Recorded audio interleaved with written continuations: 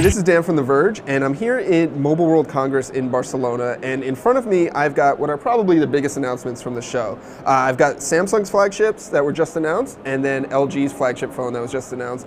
These are probably the biggest Android phones of the year, short of Google's own Nexus program, which we'll probably see later in the year. But in front of me I've got Samsung's Galaxy S7 Edge, then the Samsung Galaxy S7, and the LG G5. What's interesting about these is there's a lot of similarities, but then there's a lot of differences where the two companies kind of went different directions with what they're going with. Samsung's obviously, you've got two different sizes. The S7 is a 5.1 inch display, and the S7 Edge has a larger 5.5 inch screen with the curved edges on the sides there, giving it that Edge moniker there. The back is all glass on Samsung's with the metal edges. You can see on both of these devices. Whereas LG has a full metal design all the way around, as opposed to a glass back.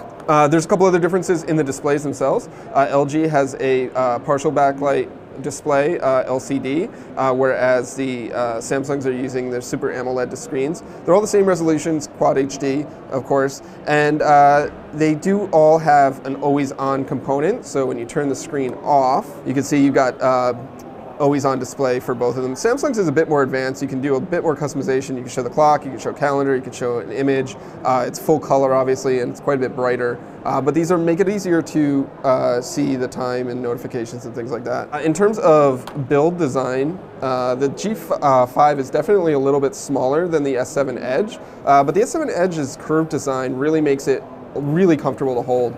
Even though it has such a large display, it really doesn't feel as big as it does when it's in your hand. Samsung's screen is also, frankly, a bit brighter and more brilliant than LG's, but both of them are very sharp screens. LG has a fingerprint scanner on the back. Samsung's is down here at the home button, but they both kind of function the same way. Around back, of course, is the cameras. LG is doing a little bit different of an approach this year. It's got two camera modules. You've got an 8 megapixel camera for wide angle shots, and then a closer camera with 16 megapixels. And then Samsung's is a single 12 megapixel sensor. It has been newly revamped this year with better low light performance and a brighter lens. Of course, the other thing that's really different between these two devices is LG's G5 has a modular component. So you can actually take the bottom off of the G5. And here you can swap the battery, you can put in other modules such as an audio enhancement or a camera grip, in addition to just an extra battery, so you can kind of have more flexibility there. Samsung's phone doesn't have a removable battery, but it's got a very large 3600 milliamp hour battery in the Edge model, and it also has quick charging and wireless charging. The G5 has quick charging but no wireless charging on this model. A couple other big differences between them. The Samsungs are water resistant, so you can drop it in some water or get it wet without worrying about damaging your device. And then LG is using a Type-C charging port, whereas Samsung is using micro USB. These devices are going to be probably the most interesting and biggest Android devices this year.